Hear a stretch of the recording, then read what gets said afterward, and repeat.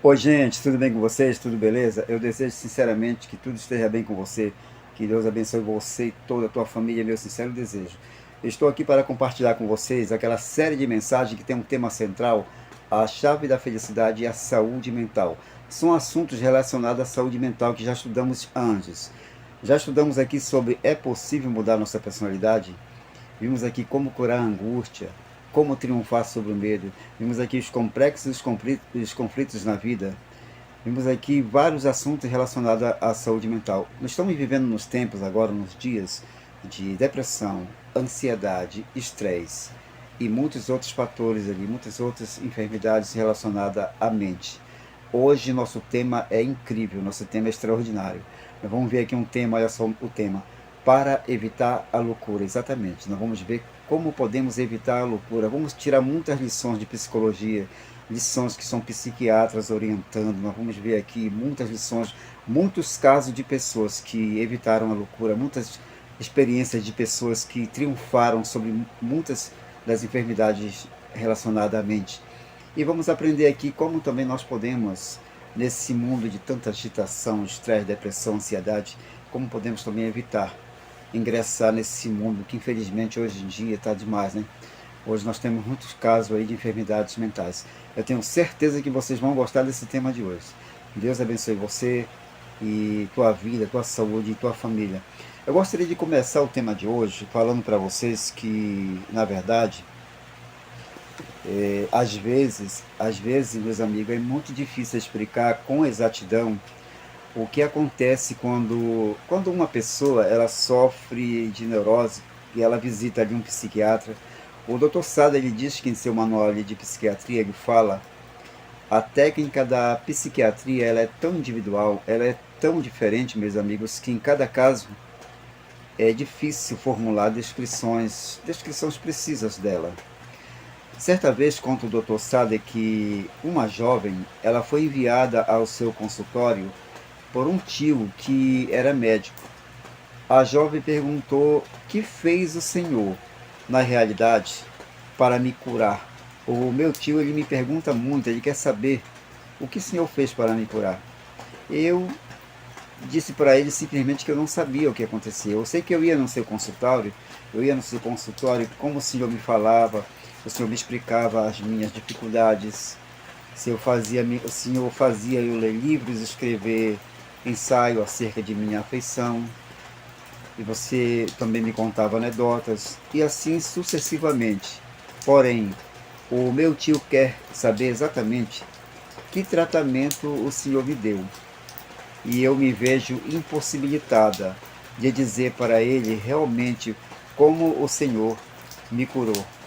A jovem, meus amigos, na verdade, ela tinha razão. Ela não podia dizer a seu tio como ele, o psicólogo, a havia curado, porque não foi ele quem a curou, mas ela mesma tinha se curado, exatamente. O doutor foi simplesmente o seu guia, foi o seu mestre.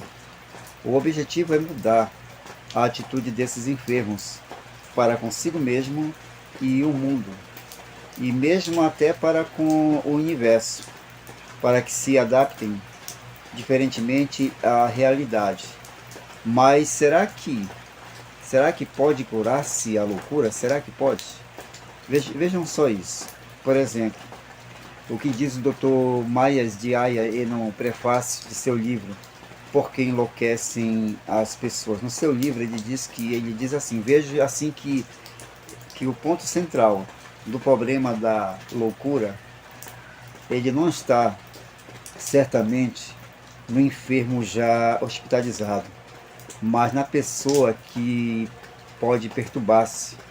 Do mesmo modo como a solução da tuberculose, ela não está em inaugurar cada ano novos pavilhões, mas em ir ao ponto inicial, a célula individual e familiar, e evitar que a miséria, os fatores sociais contaminem o povo. Evitar, pois, que as pessoas enlouqueçam. O doutor diz que em longos anos ali de vida, em contato com esta classe de enfermos, ele diz que me tem confirmado uma verdade. Ninguém enlouquece de repente. A loucura ela tem sempre uma lenta preparação que é fácil descobrir em cada caso. E, portanto, é possível evitar a loucura. É uma terminação, é o resultado final de uma ação de fatores diversos que devem agir simultaneamente. A explicação das enfermidades mentais, ela se encontra numa série de etiologia constituída por três fatores: o fator biológico, a predisposição constitucional, um fator psicológico, a situação na vida, e um fator circunstancial, um acidente emotivo, tóxico ou infeccioso. Por maior que seja a predisposição constitucional, e depois veremos também a débil valor do fator hereditário, o sujeito ele não vai adoecer se não se encontrar na vida numa situação de conflitos internos e prolongados. Por grandes que sejam, meus amigos, as comoções que atingem uma pessoa, ela não terá perturbações mentais se não tiver uma fragilidade constitucional em seu psiquismo. Formam legião as pessoas que não poderão enlouquecer jamais e sobrepassam consideravelmente aquelas suscetíveis de perder o seu equilíbrio e ânimo.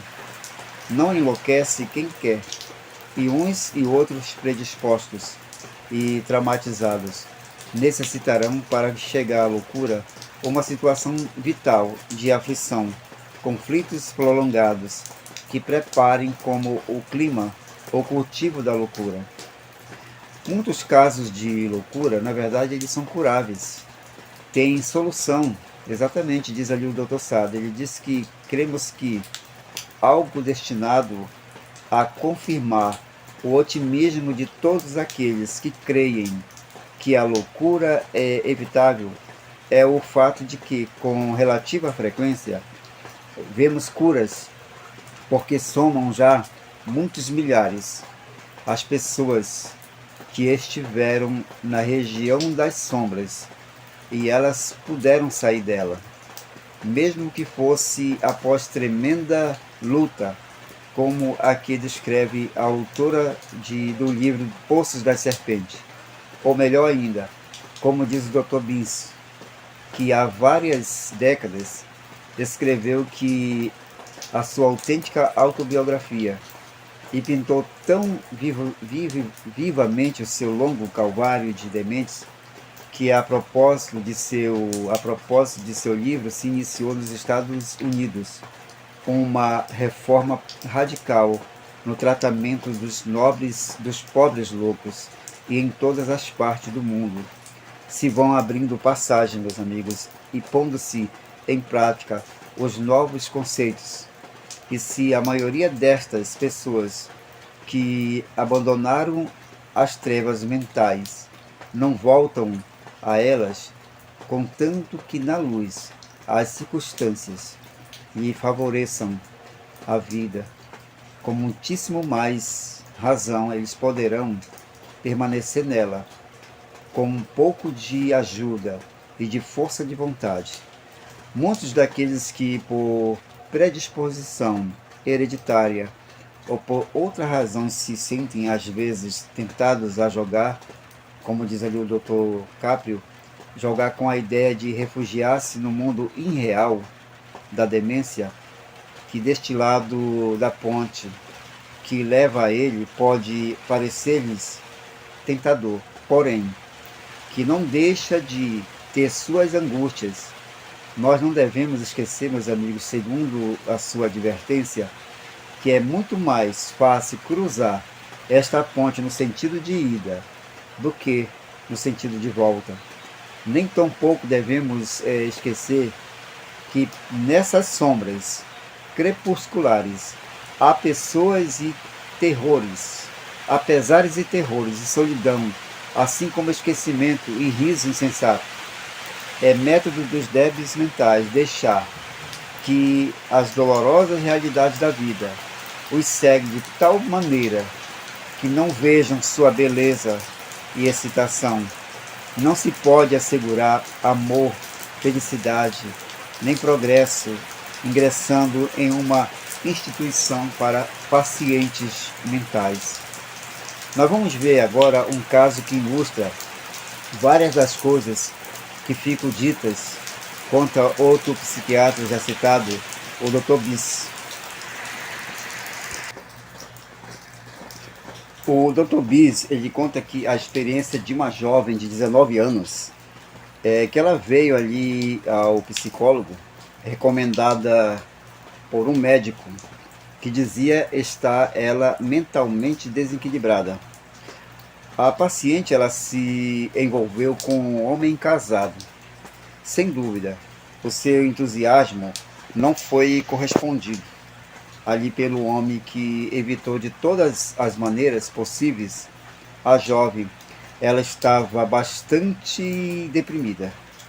Porém, ela não chora e se nega terminantemente, meus amigos, a sair de casa. Ela ouve vozes de homem e ela tem ilusões de perseguição.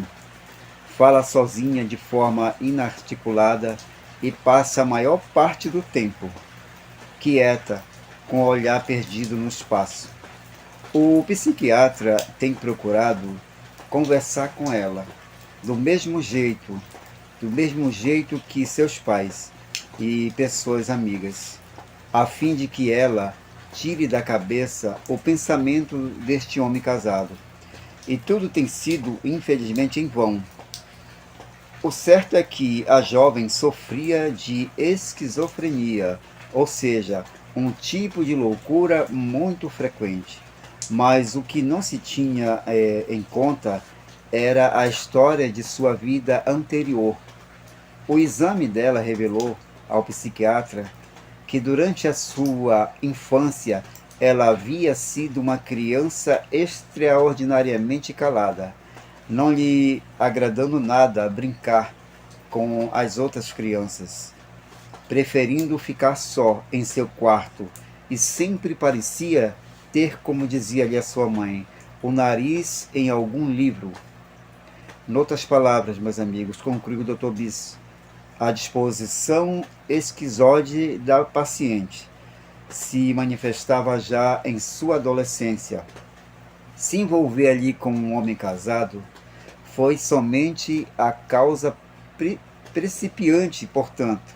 O tratamento teve por objeto primordial a má adaptação anterior da jovem com a vida, e não ao amor e o seu envolvimento recente com aquele homem casado.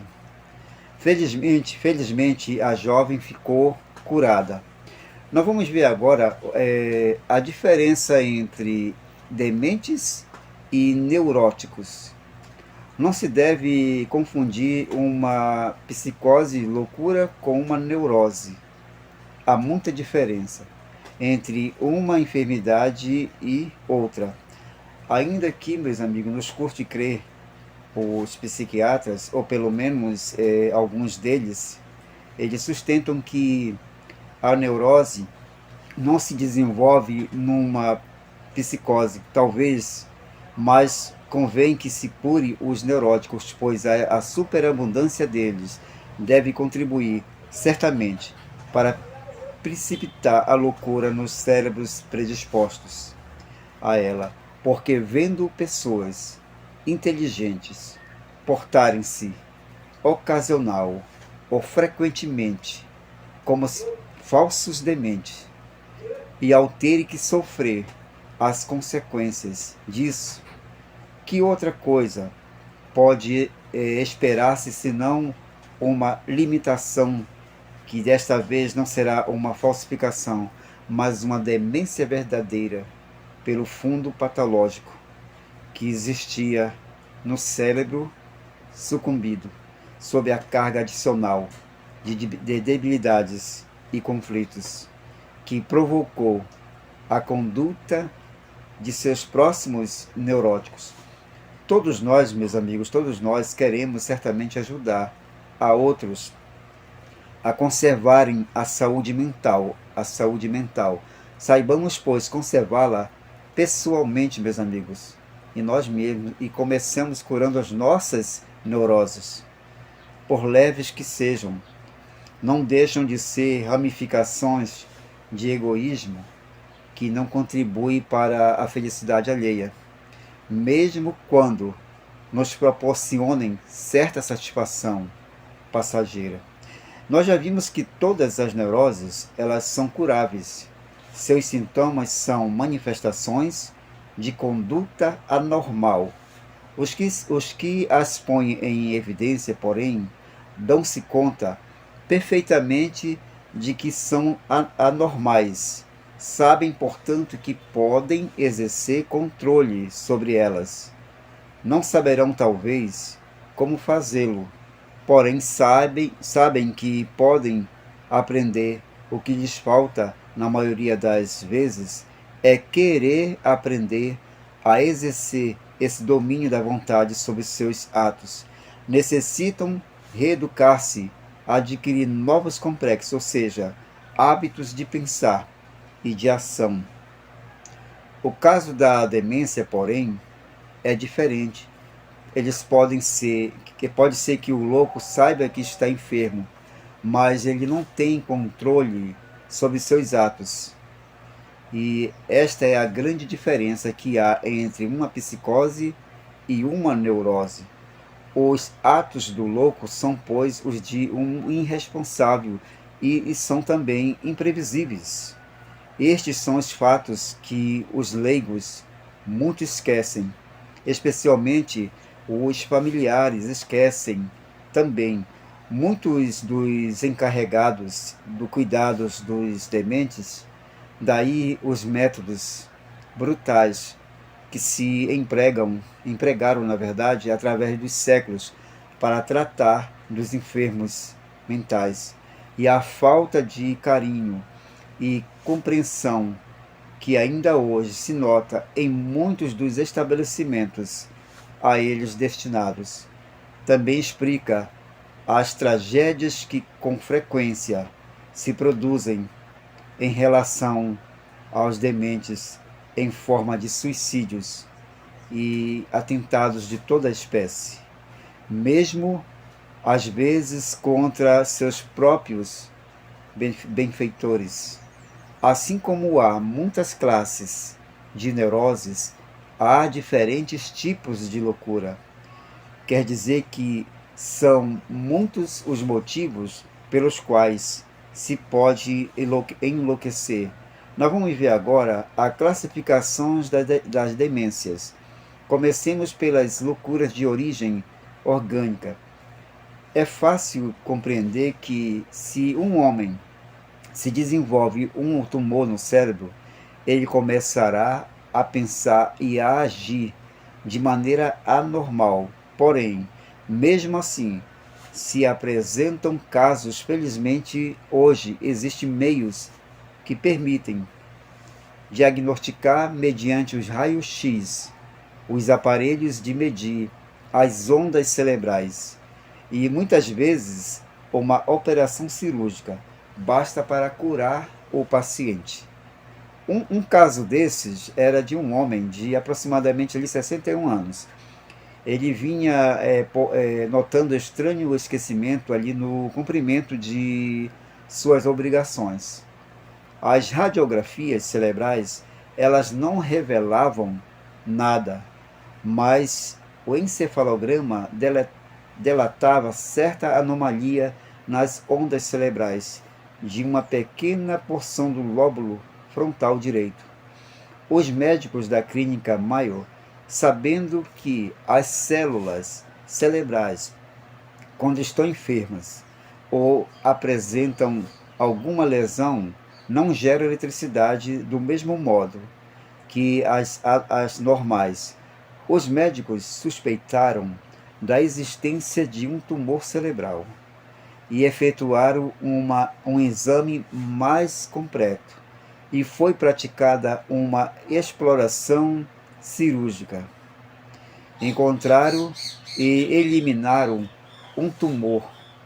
Quando o enfermo ali se restabeleceu, ele era o mesmo homem vigoroso e tinha a mesma mente lúcida que tinha antes.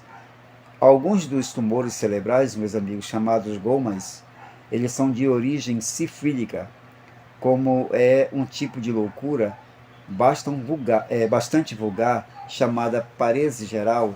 A este tipo de enfermidade sucumbiram no passado muitas pessoas, mesmo entre os grandes gênios e um grande político inglês, porque a medicina ela era impotente para combater a sífilis. Hoje, com o aperfeiçoamento alcançado e mais ainda com a penicilina, agora ela é uma enfermidade vencida, que só subsiste mesmo pela ignorância e as condições sórdidas do vício.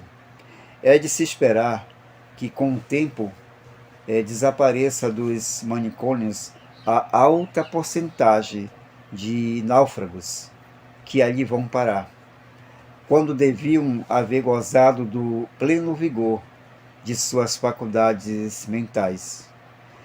Sendo a sífilis, como ainda é o principal fator criador de loucuras de origem orgânica, há, entretanto, que reconhecer a existência de outros fatores, tais, além dela, os tumores que mencionamos. Entre eles se contam as lesões do cérebro, que podem ser acidentais e arteriosclerose ou endurecimento das artérias, embolia e a trombose, ou seja, a obstrução de certos vasos sanguíneos, e as mudanças de atrofia cerebral que se produzem às vezes na velhice. Em suma, os casos de demência que se devem a lesões orgânicas cerebrais, eles representam, segundo ali o Dr. Sade, uns 20%. Há também loucuras de origem alcoólica e uns poucos casos de outra origem tóxica, cujas manifestações de conduta anormal se devem também à destruição do tecido cerebral e do sistema nervoso em geral. Segundo o Dr. Sade, o conjunto dos dementes alcoólicos hospitalizados representa 12% do total dos loucos. É certamente uma perda grande para a sociedade e, além de todo, o sofrimento inútil que representa. Há então uma grande responsabilidade para cada cidadão acerca do assunto do consumo do álcool, pela influência que o exemplo pessoal pode exercer em membros jovens da sociedade, que, a não ser por tal exemplo, poderiam evitar as consequências do alcoolismo. Os tipos de loucura que nós devemos considerar não implicam em deterioração do tecido cerebral nervoso, mesmo que alguns autores pensem que nas psicoses maníaco-depressivas e na esquizofrenia haja distúrbios fisiológicos do sistema autônomo central. As manifestações destas loucuras são, em geral, transtornos das emoções e da personalidade. E assim temos no primeiro grupo, maníaco-depressivo, um conjunto ainda, segundo o Dr. Sade, de 16% das admissões novas nas instituições para enfermos mentais e 35% das readmissões ou da esquizofrenia, ou vulta muito mais ainda, pois se estima que alcança 50% de todos os casos de loucura, e se calcula que só nos Estados Unidos se necessita para os esquizofrênicos 18,7% de todas as camas ocupadas por todas as pessoas hospitalizadas. De acordo com isto, ficaria estabelecida que o total dos casos de demência Ele representa, meus amigos, um contingente que equivale a 37% dos pacientes atacados por todas as enfermidades em conjunto. E isso dá força, certamente, à necessidade de se fazer quanto se possa para reduzir esse contingente. Nós vamos ver agora outros tipos de demência. Então, meus amigos, que se pode fazer? O que se pode fazer alguma coisa a respeito dessa dolorosa verdade?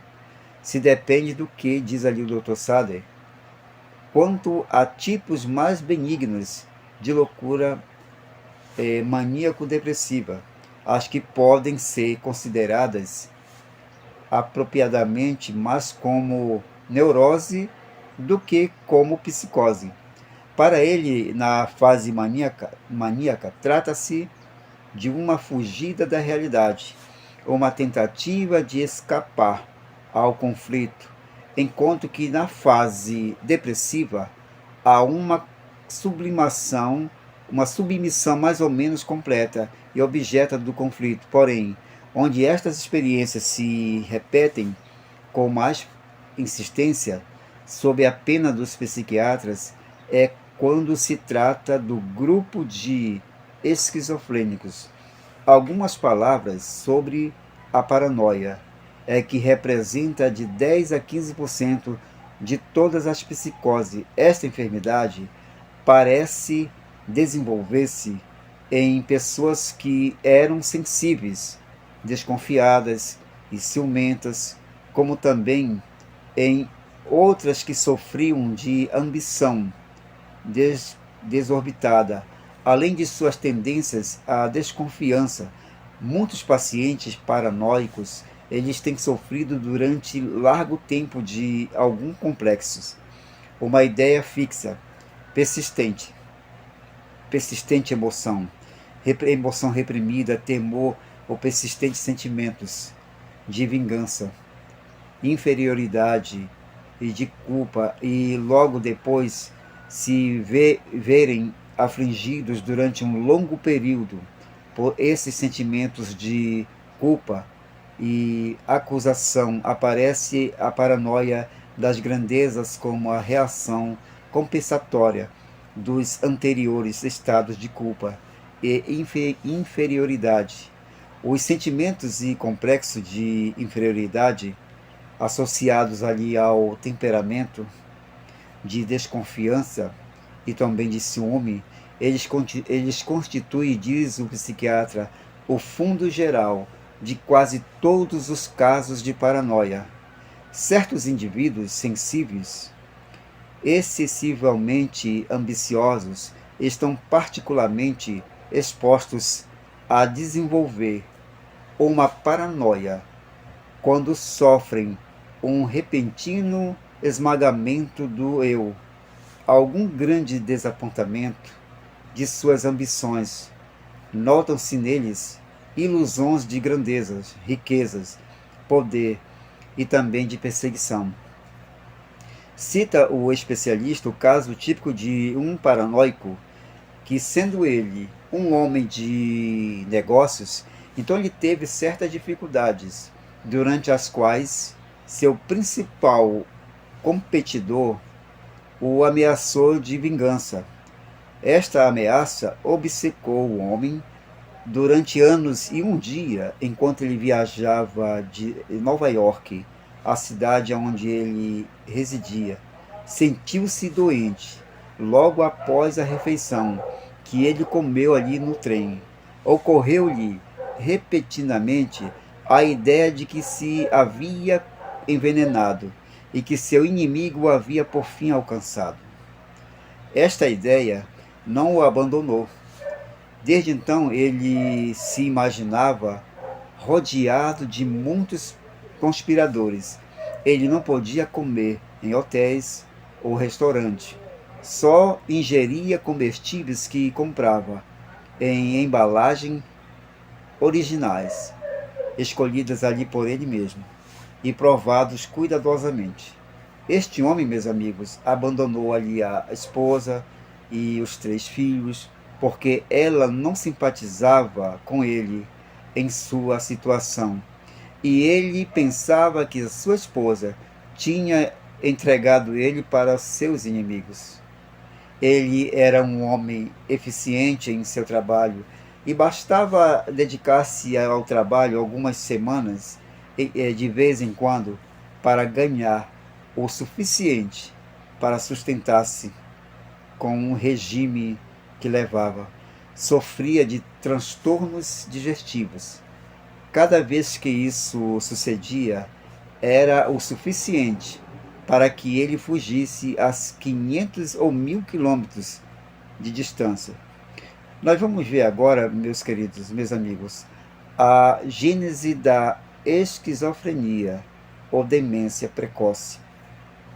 Pode ver-se em seguida o perigo que representa um caso grave de paranoia, as ilusões de perseguição que padece o paciente podem transformá-lo no homicida, mesmo nos casos benignos, que não tenham tendências homicidas, nem suicidas. As suspeitas, acusações e litígios fazem dessa pessoa verdadeiras moléstias públicas. E o mais triste é que esses casos, especialmente os mais graves, são quase sempre incuráveis. E agora chegamos ao grupo maior, o dos esquizofrênicos ou da demência precoce. Como se diz também, subdivide-se, por sua vez, em diferentes tipos. Porém, a opinião dos psiquiatras modernos acerca desta enfermidade, o Dr. Sade, ele diz que, na maioria dos casos, os esquizofrênicos estão procurando escapar a algo de seu ambiente social que lhes parece ser uma carga demasiado grande. É absolutamente certo que nas manifestações agudas do princípio, o quadro clínico pode representar um conflito, uma luta na qual o paciente pode fazer verdadeiros esforços para combater com o ambiente, mas em seus aspectos é realmente a combinação de uma fuga da realidade. Muitos desses casos são jovens que não estão dispostos a aceitar as restrições sociais, nem as demandas culturais de seu ambiente. Manifestam ressentimento pelas situações que estovam a satisfação de seus impulsos naturais, comprometem sua segurança ou restringem suas oportunidades de alcançar reconhecimento e satisfação prazenteira, em vez de fazerem esforços inteligentes e construtivos para unificar a personalidade e conseguir sua própria realização. Em meio dessas situações difíceis, esses jovens adotam o que lhes parece ser uma via de escape mais fácil e recorrem a essa técnica de criar por sua fantasia um mundo compensatório, íntimo e romântico. Tem certa emoção, porque com frequência se entregam a violentos estalidos de ira. E como se isto não bastasse, a esquizofrenia é uma reação cultivada, não uma enfermidade. E mais, acertadamente, como afirma ali Meyen, em um tipo de reação de má adaptação. Este transtorno é realmente o resultado final da acumulação de pensamentos defeituosos e de hábitos relativos difíceis. Suas vítimas incorrem em técnicas injustas para enfrentar as situações da vida. Sonham, excusam-se, substituem, disfarçam, acusam outros como causa de seus fracassos e má saúde. Isolam-se e voltam desconfiados. Recorrem ao negativismo e, por fim, sofrem de bloqueio. Em alguns casos, suas fantasias chegam a ser ilusões enganosas. O estudo, meus amigos, de grande número de esquizofrênicos demonstra que a tendência a este transtorno é em parte inata e também em parte adquirida. Estes indivíduos são às vezes ignorantes e em outras vezes brilhantes. Em geral são tímidos, orgulhosos, resolutos, carentes de confiança própria, muitas vezes de uma forte compulsão sexual e outras vezes deficientes neste impulso. Sofrem geralmente marcados conflitos. Esses introvertidos retrocedem naturalmente ante as dificuldades da vida. Depois de meses ali, ou até anos de tal tensão, repreensão e conflitos, estes infortunados jovens, eles se entregam às vezes a uma retirada precipitada e final da realidade, sumindo-se rapidamente ali num mundo íntimo criado por sua própria imaginação. Se não recebe ajuda, meus amigos, nas primeiras etapas de sua adolescência, à medida que progride o distúrbio, a situação se lhes torna finalmente tão intolerável que não podem viver em sociedade. Um infortunado jovem desse tipo, ele não pode ganhar a vida, ele não pode seguir nenhum curso, não quer assumir as situações de competência, nem fazem o sacrifício requerido para satisfazer os requisitos sociais de seu ambiente. E conclui que a melhor maneira de sair de seu dilema consiste em retirar-se ao mundo de fantasia, aonde pode evitar a competência e o sacrifício e entregar-se a seus impulsos naturais, até o limite de seu capricho. Muitas outras declarações, meus queridos, estão no manual do Dr. Sader. Nós vamos ver agora nesse momento, o tipo de eberfrênico. Vejamos, por exemplo, como trata o Dr. Caprio a questão em um artigo intitulado O que podemos aprender dos dementes. Começa o autor apresentando o quadro patético de um jovem de pouco mais de 30 anos, robusto, bem vestido, que não parecia em nada doente mental. Ele está ali na sala de recepção da instituição onde ele está hospitalizado. A sua esposa, ela está ao seu lado, pois ela veio visitá-lo. Ela lhe fala com carinho e com persuasão, mas ele se limita a sorrir, sem responder. Quando ela quer apelar aos seus sentimentos e lhe recorda o lar, o sorriso desse homem se alarga, impessoal, sardônico. Menciona ela a filhinha que tem agora 6 anos e com a qual o pai costumava brincar com carinho. E o sorriso do homem se alarga mais ainda. Por fim, a expressão desse sorriso quebranta a pobre senhora, que cai em prantos, e o homem estala numa forte gargalhada. A sua esposa se retira, e o homem continua rindo, sem prestar atenção. A saída da sua esposa, como ele não havia prestado atenção também, não havia percebido a sua chegada.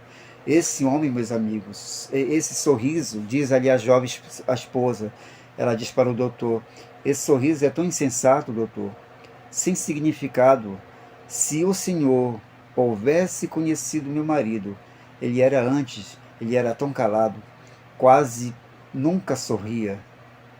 Este homem, explica-lhe o doutor, sofria de uma enfermidade, meus amigos, mental, chamada esquizofrenia eberfrênica. Caracteriza-se pela estupidez. Esses pacientes estão sempre sorrindo, aparentemente, sem motivo. O motivo, porém, ele existe sepultado muito fundo no inconsciente. Se investigar sua história anterior, encontrar-se-á que eles tinham a tendência à serenidade em sua vida. Não havia desafogo recreativo, distinguiam-se pelo hábito de trabalhar arduamente e uma sensibilidade extremada. Sua mente, porém, só pôde suportar esta pesada carga durante certo tempo. Logo sucumbe a mente cansada, foge do castigo adicional. Assim como um corpo cansado foge ao sofrimento, ele então começa a escutar a voz, que oferece um meio de escape. Ele diz assim: a vida inteira é uma tremenda farsa. Se tu começas a aprender a rir, nunca mais ninguém te molestará. As pessoas, nem as aflições. Já não existe mais cuidados, nem responsabilidades para ti. Pode ser outra vez criança e voltar a rir de tudo, sem dúvida, meus amigos. Isso não sucede de uma forma tão simples. Os caminhos da nossa mente são tortuosos. Há outras razões para refugiar-se no riso, que pode salvar a vítima do temor obsessivo de suicidar-se, ou pior ainda, de cometer algum crime que jogaria sob uma carga ainda maior de culpa. É trágico que essas pessoas não vejam que é muito pior buscar o refúgio de um manicômio do que achar outras maneiras de resolver seus conflitos mentais.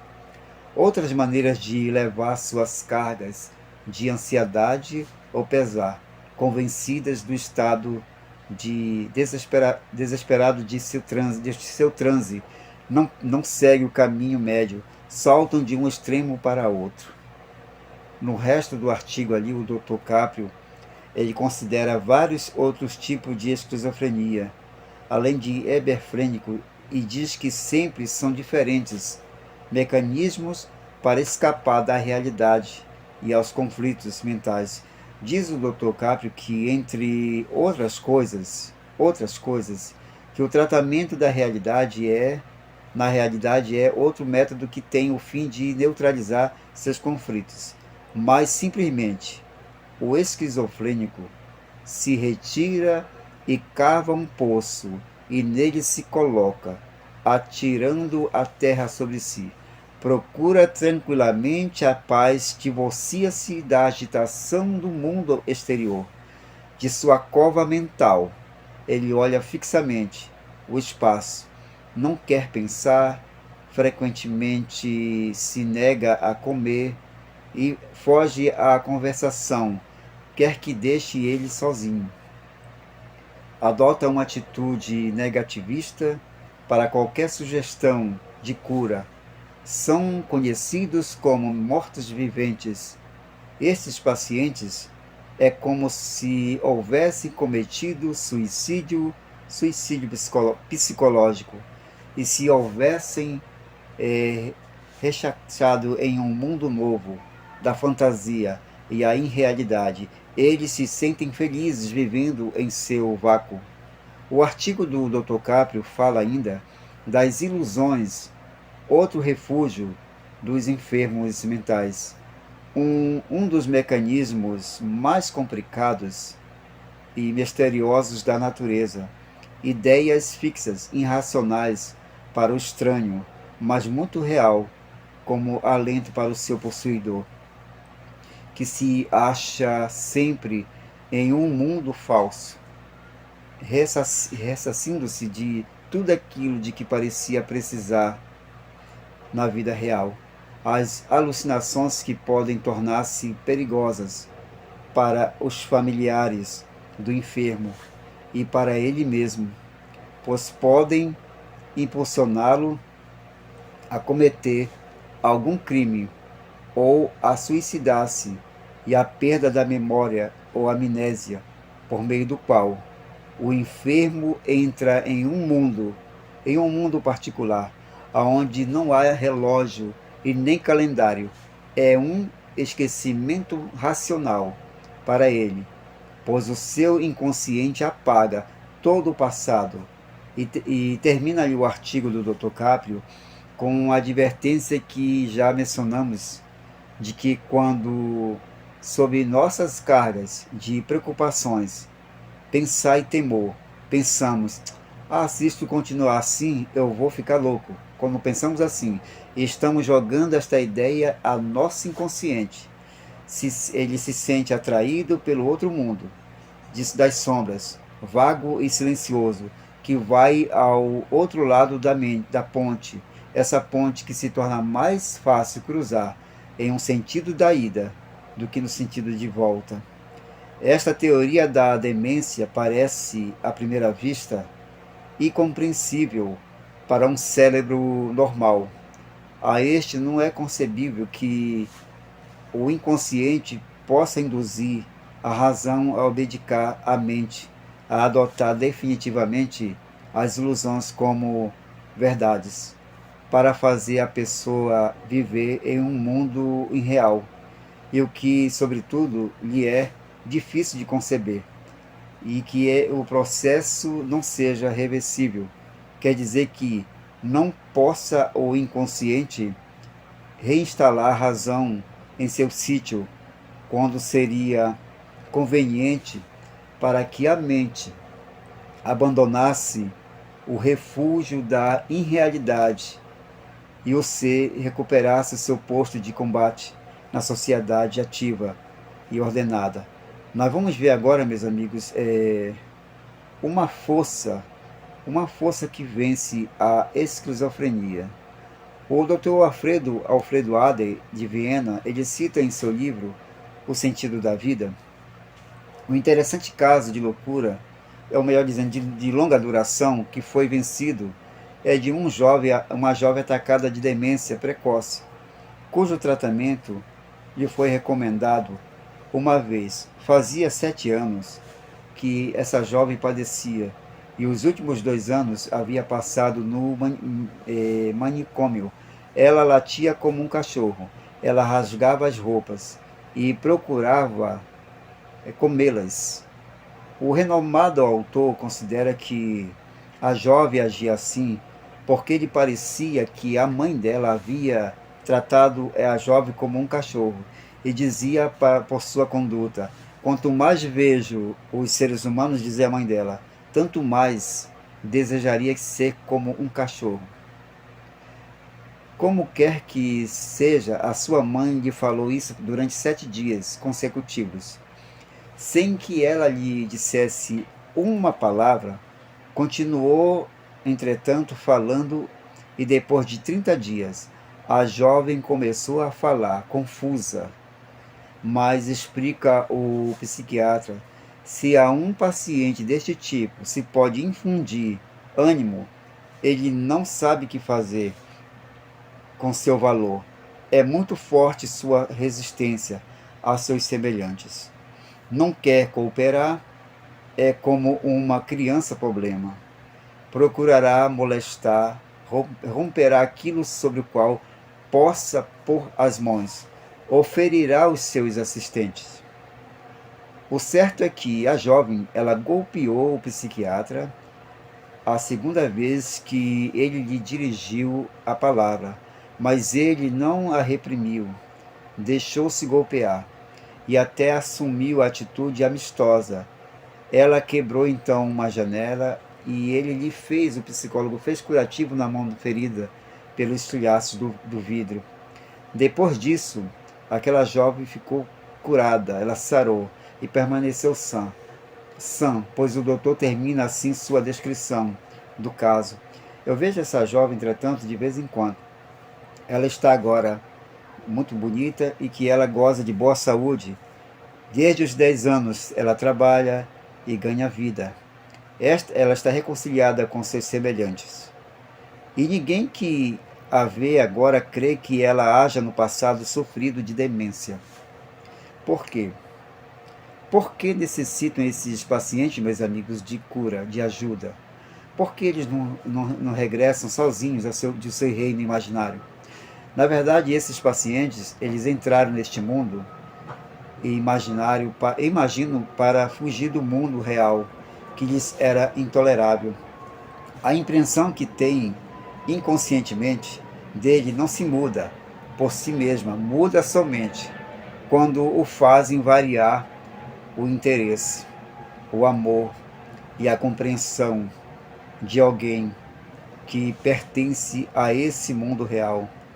O amor que se lhes manifesta desperta novas emoções e se vão criando os novos complexos que, por um tempo, lutam com os velhos e, se conseguem trocá-los, voltam a ter atração à realidade, porque há coisas que nela agradam. Essas coisas são objetos de novos complexos e, pouco a pouco, a razão volta a pôr ordem nos caos de sentimentos e ideias. Nós vamos ver agora o caso de Beans, que recuperou a razão depois de 3 anos de sofrimento, que descreveu tão magistralmente em Memórias de um Demente. O resumo apareceu em seleções em novembro de 1947. Não houve, certamente, manifestações de amor de parte do mundo exterior. Ele foi vítima de um trato cruel durante períodos prolongados e presenciou brutalidades sem conta. Sem dúvida, foi o amor o que o salvou, o amor que ele sentia pelos membros de sua desgraçada irmandade. Um raio de luz o guiava, a saber, a vontade de denunciar algum dia as atrocidades que presenciava e iniciar uma cruzada em favor de um trato mais humano para com os pobres dementes. Porque eles necessitam de ajuda. Por que será que eles necessitam de ajuda?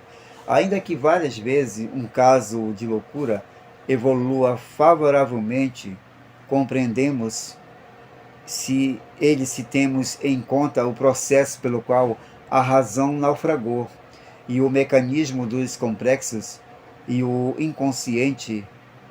Recordemos que, sob a pressão de complexos de desconformidade com as situações da vida, de fuga dos conflitos, a razão obedicou e a mente se a entregue completamente a esses complexos.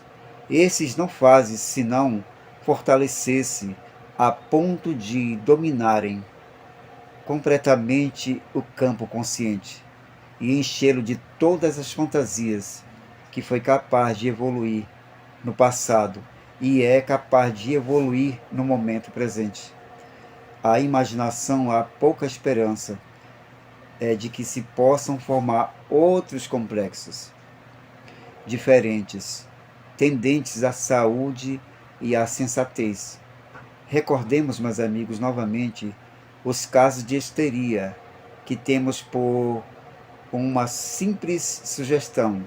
A razão obedica quanto à determinação, a determinado detalhe, e o inconsciente bloqueia os nervos sucedendo até ficar uma perna inteira paralisada, histericamente, a ponto de não se registrar no centro nervoso cerebral as sensações de dor, e também nos casos de cegueira histérica.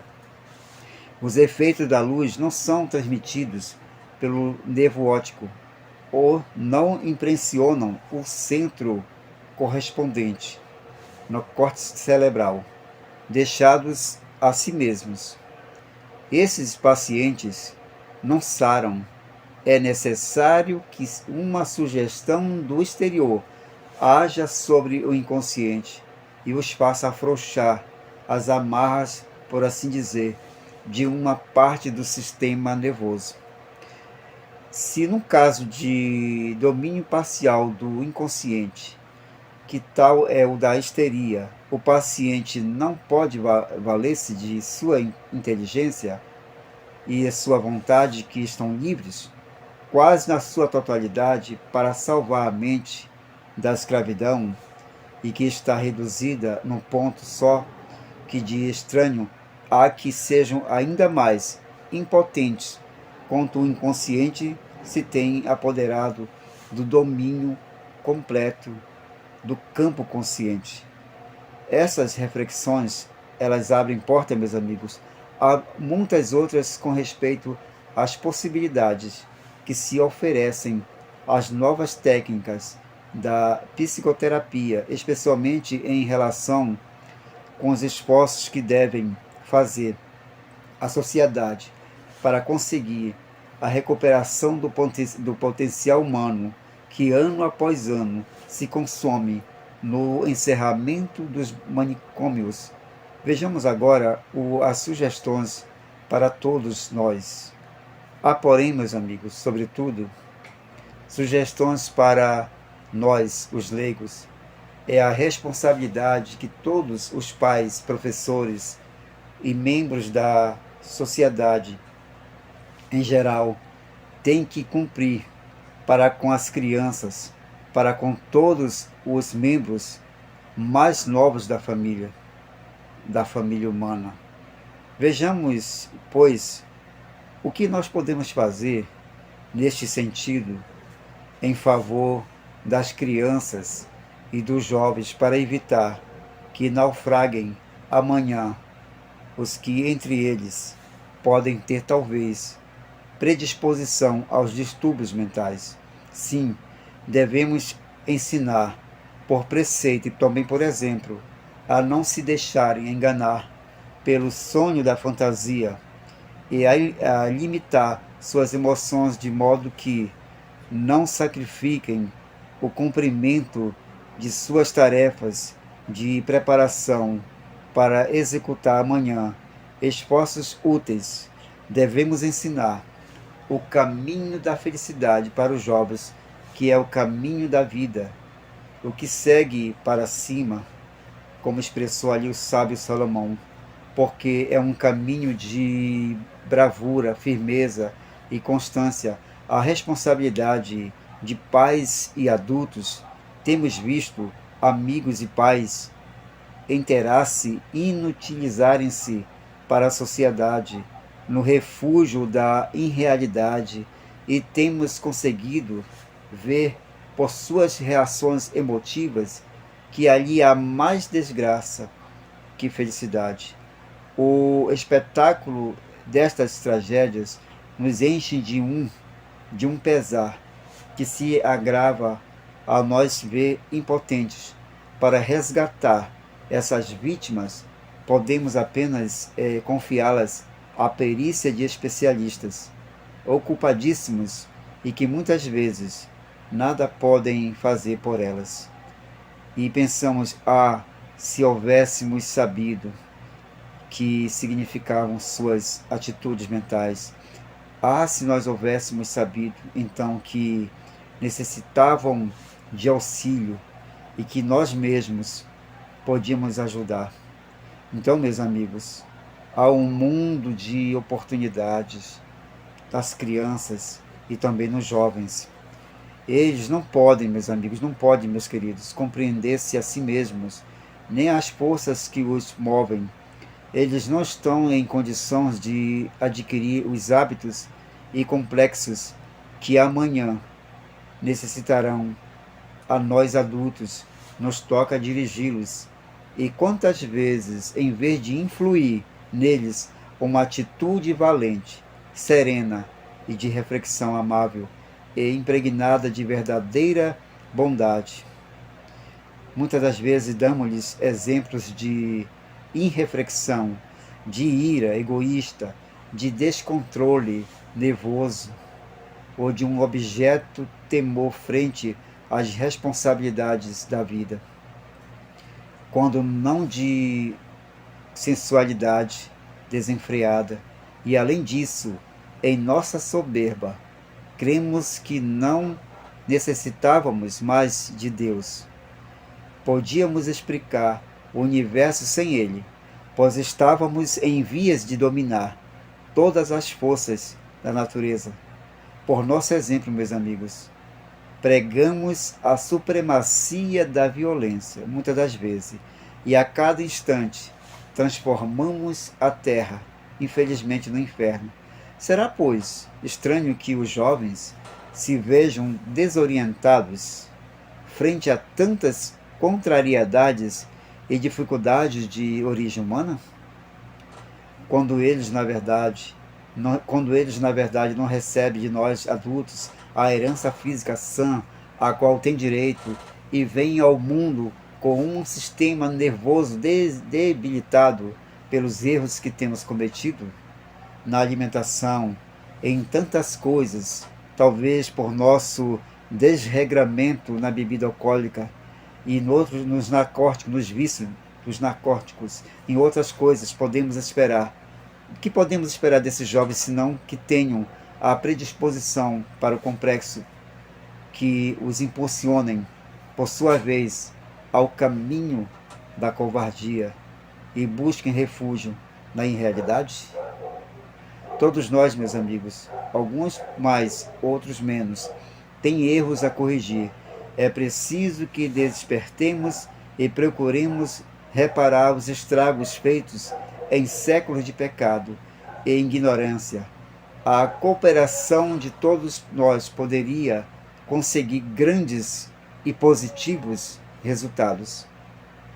O organismo humano, ele foi maravilhosamente feito, como afirma o salmista, e tem maravilhosos poderes de restauração. Deus, ele tem permitido que, em meio a tantos erros como os que predominam a humanidade, seja, no entanto, o nosso século, a era de luz, existe à nossa disposição, meus amigos, conhecimentos científicos e espirituais que nós permitirão estancar a correnteza que parece querer arrastar o mundo inteiro, a perdição da loucura individual e coletiva.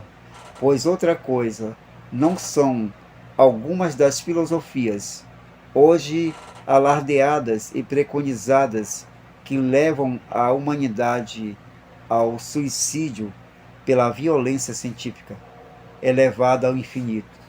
É preciso, meus amigos, que se inicie no seio da família e também na escola primária, a cruzada da salvação, que sejam adquiridos pela humanidade os rudimentos desta ciência fascinante, que é a psicologia. Temos que conhecer-nos a nós mesmos, nossos filhos e os filhos de nossos semelhantes, dos quais não podemos dizer, como fez ali Caim, sou eu por acaso, porventura, o guardador de meu irmão? É preciso, meus amigos, que a boa semente caia ao largo do caminho. Aprendamos a imunizar-nos contra os nossos próprios conflitos e aprendamos a ensinar as crianças e os jovens a se imunizarem-se também. Queremos dizer com isto que, em vez de permitir que a mera aproximação de um conflito nos encha de medo, não nos detenhamos a enfrentá-lo. Aceitemos o seu desafio, estudemos, busquemos de volta. Então, meus amigos, nós vamos ver nesse momento como podemos ser vitoriosos, sair vitoriosos da situação. Todo problema, na verdade, ele tem sua solução. Temos que aplicar inteligência para encontrar. Mas, como ficou dito, ataquemos um só problema de cada vez, principiando pelo mais fácil. Cada pequeno triunfo nos dará mais confiança para atacar o seguinte. Assim nós iremos imunizando contra os sentimentos de inferioridade, que significam desgraça e tormentam em nossa vida.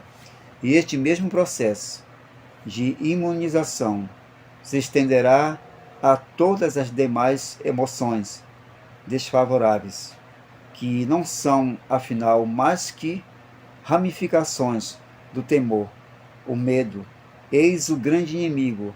É coisa magnífica, basta descobri-lo e reconhecê-lo francamente, para que perca grande parte de sua periculosidade.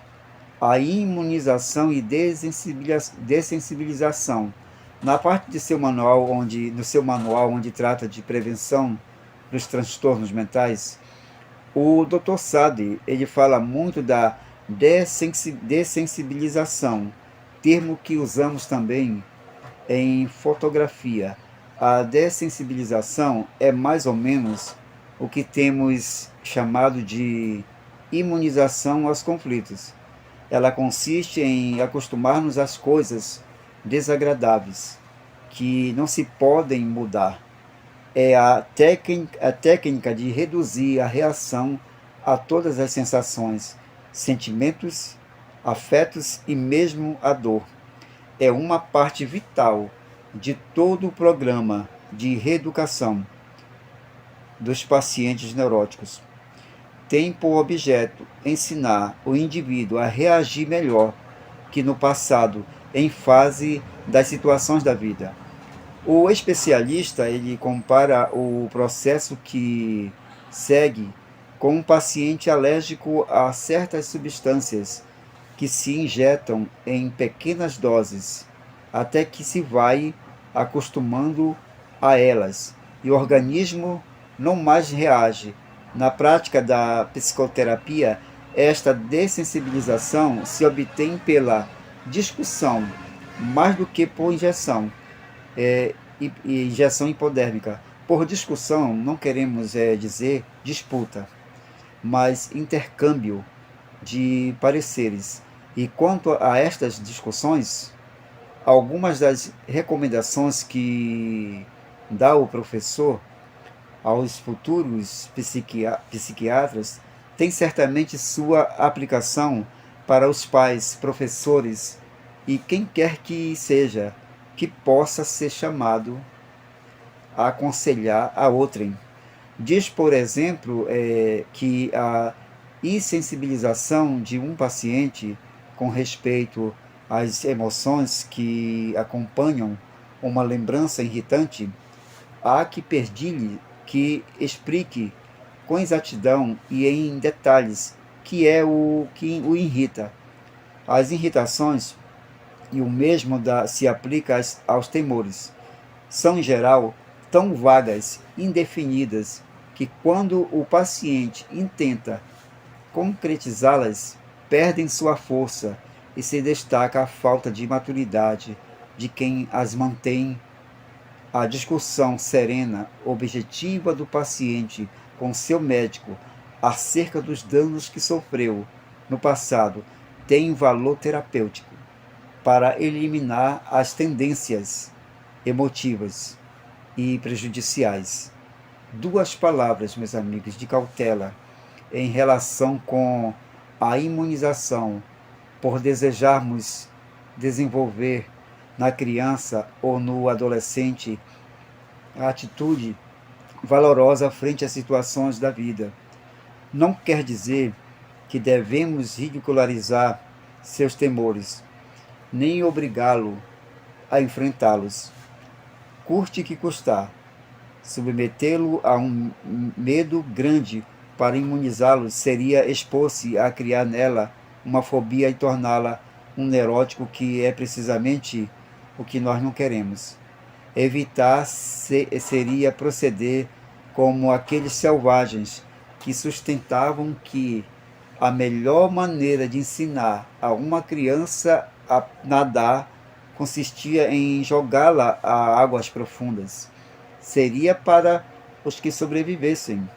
Não procuremos imunizar a ninguém contra o temor mediante doses maciças dele e nem mesmo imaginário, pois a pessoa que tem o medo, ele é real, e significa sofrimento se lhe explicarmos e demonstrarmos que não existe tal motivo de temor, irá cobrando confiança, mesmo quanto a terem pouco ou nenhum fundamentos, outros temores que o acompanhem.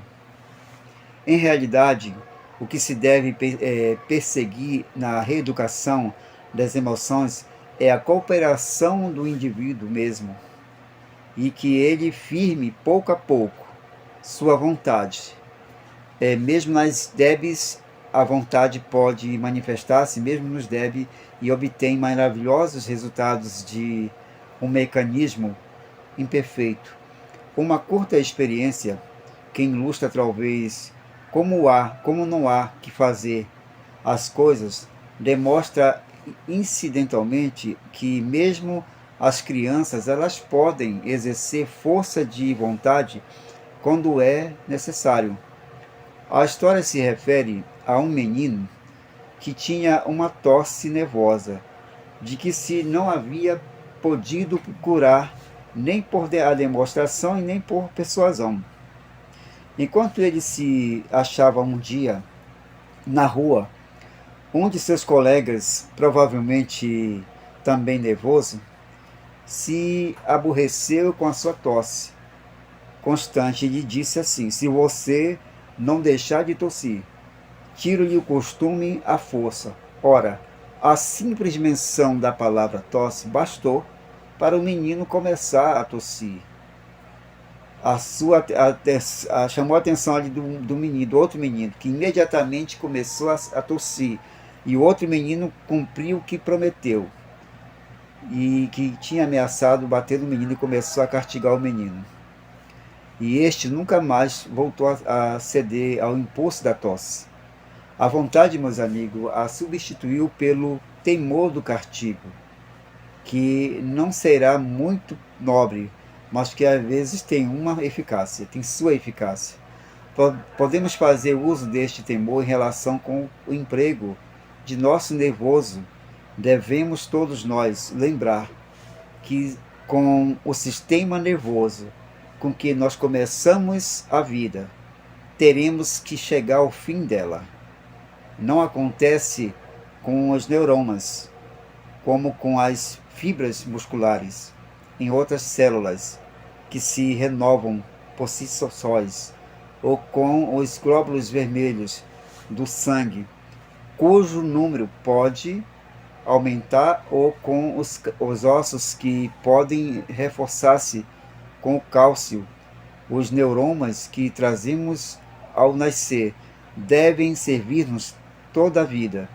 Se são dotados de pouca energia, devemos examiná-los, não superar sua capacidade de rendimento, mas dar-lhe oportunidade de se recobrarem, como vimos já ao tratar da teoria de Pavlov, que em torno das neuroses. Alguns podem fazer extravagâncias emotivas, sem que sua energia nervosa se esgote. Outros, porém, têm uma reserva limitada e devem administrá-las sabiamente. A reeducação de seus complexos está destinada a alcançar esse fim. Salta à vista, meus amigos, que o êxito que um jovem haja de obter na administração da força nervosa que recebeu originalmente dependerá maiormente de sua autodisciplina. Bastará para as exigências que impõem a vida ao termo médio de seres humanos. Poderá, pois, o termo médio deles levar uma vida normal e feliz. Mas se uma pessoa igualmente dotada, que poderia levar uma vida normal, com emoções moderadas, exige de seu sistema nervoso longos períodos de emoção, especialmente emoções prejudiciais, como os temores, as ambições e os ressentimentos, esgotará sua provisão. Portanto, se sentirá sem força e a psicastenia ou a neurastenia farão dele ou dela sua vítima, ou se sentirá tentada a refugiar-se na irrealidade da esquizofrenia. Salvar quantos possamos desta sorte, ajudando-os a desenvolverem sua força de vontade em harmonia com a grande vontade que dirige o universo. Tal deve ser nosso objetivo. A vontade, diz o Dr. Sade, ela sustém o equilíbrio do poder em todas as operações mentais. Quer dizer, ele que a vontade pode superar ainda os efeitos dos excessos de secreção endócrina, o que alguns atribuem certas neuroses. O homem de vontade, meus amigos, forte, ele mantém o corpo sob o controle da mente, mas o indivíduo, infelizmente, de vontade débil, pode ter uma mente controlada pelos apetites e as paixões do corpo, enquanto que outro indivíduo de vontade enferma pode achar-se parcial ou totalmente sob o controle de outra mente.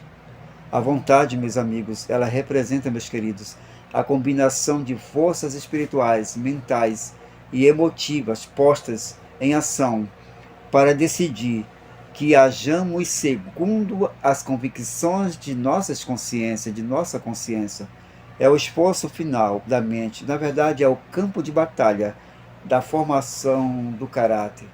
Não é uma faculdade mental separada como o juiz, o raciocínio e a memória. A vontade é para a mente o que é a soma total para uma coluna de algarismo. É o artifício mor que constrói o caráter e o arquiteto de nosso destino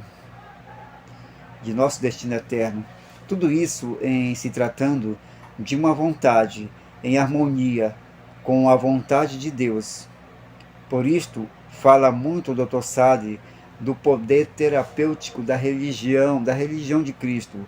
Fala até de seu poder profilático, mas afinal, a influência do poder de Deus para reeducar a mente, para eliminar seus temores e seus sentimentos de culpabilidade, para curar a alma e restaurar nela a imagem de seu Criador, deve exercer-se por meio da vontade humana, a que guiará e susterá em suas decisões, enquanto ela o deseja. Trata-se, portanto, meus queridos, de uma vontade que deve ser firme e valente diante das dificuldades e, ao mesmo tempo, que submissa e atenta à vontade de Deus. Tal é a verdadeira força de vontade. Meus amigos, nós vamos ver agora 7 normas de saúde mental.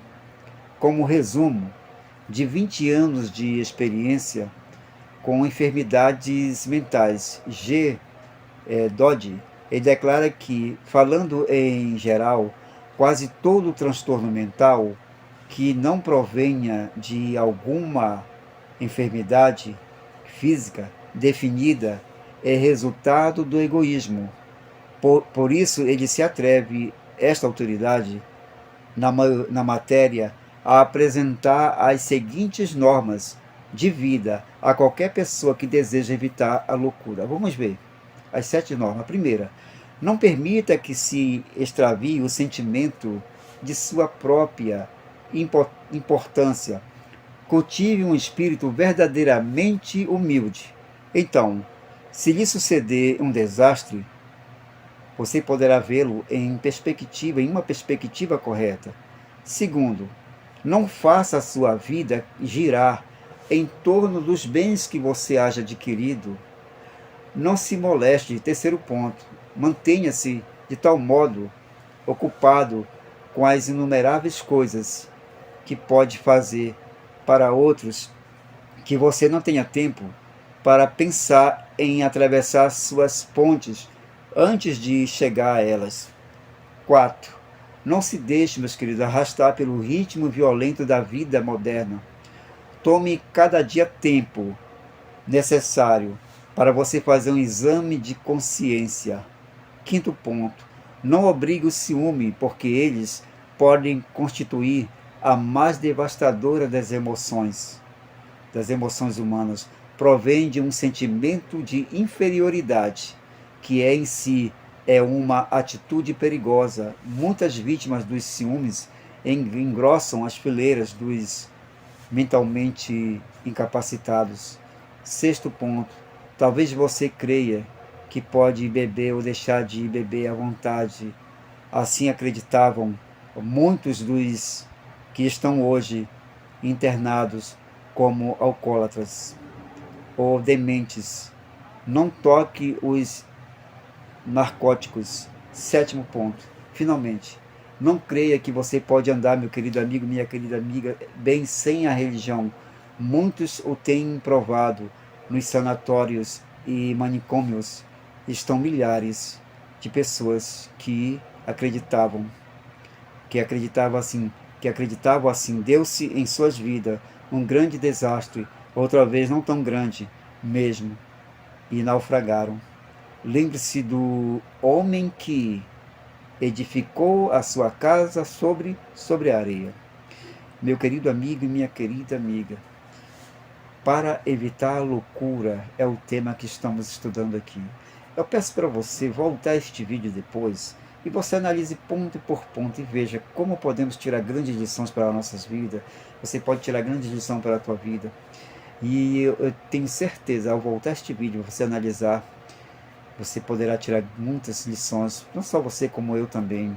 Se tem algo na tua vida, se tem algo na tua vida que está te preocupando, algo que está preocupando você na mente, no coração, alguma coisa relacionada, vou citar alguns exemplos, pode ser alguma coisa à saúde, você está preocupado com a sua saúde, ou muitas das vezes você está preocupado com a dívida, ou quem sabe você está passando um problema muito sério ali com um filho adolescente ou uma filha adolescente, ou a esposa está passando algo com seu esposo, está perturbando muito a mente, o coração, ou muitas das vezes o esposo com a esposa com o esposo, vice-versa, ou alguma situação muito difícil de resolver, talvez com um amigo ou com um vizinho, tanto faz, qualquer aspecto que você esteja passando, algo que está preocupando você, está te deixando nervoso, estressado, e eu quero te dizer que temos um Deus, que Ele é a resposta para todas as situações da vida.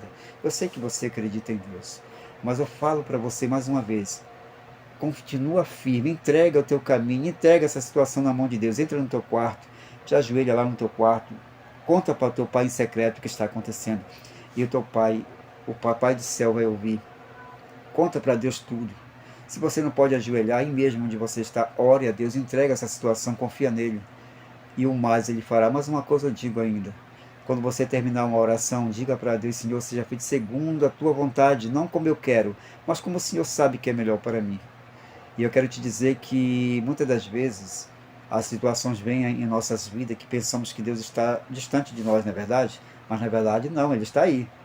Ele simplesmente ele quer que nós conversemos com Ele. Ele diz, filho, eis que eu estou à porta do teu coração e bato. Deixa eu entrar, deixa eu fazer morada. Conta para mim o que está acontecendo. Deus diz para você e diz para mim também. Deus está dizendo para nós abrir o nosso coração para Ele, contar a nossa situação. Eu desejo grandemente que Deus te abençoe poderosamente. Que você possa, nesse tema de hoje, tirar muitas lições para a tua vida. E que Deus abençoe você. Entrega teu caminho ao Senhor, confia nele. Ele está com você. Todas essas situações que estão te preocupando aqui e aqui, pode ter certeza. Confia em Deus. Conversa com Ele. Entrega para Ele tudo. Eu tenho plena certeza que você vai ter uma boa resposta. Tudo que Deus fizer será para o teu bem. Isso eu tenho 100% de certeza. Então, meu querido amigo, minha querida amiga, foi um prazer estar aqui com vocês esse período agora dessa lição, que foi um pouquinho prolongada, mas que nós possamos tirar uma lição maravilhosa daqui para a nossa vida e que possamos evitar as enfermidades mentais que tanto assolam a humanidade. Temos visto aí, temos aí depressão, estresse, ansiedade, que nós possamos realmente entregar todas as nossas ansiedades nas mãos de Deus. Mais uma vez, que Deus te abençoe grandemente, é o meu sincero desejo. Até o nosso próximo encontro. Valeu, gente, fique todos com Deus. Deus abençoe a todos. Um grande abraço. Que Deus esteja cada dia mais concedendo muitas bênçãos na tua vida. Um grande abraço, fique todos com Deus. Valeu, gente. Tchau, tchau. Amém.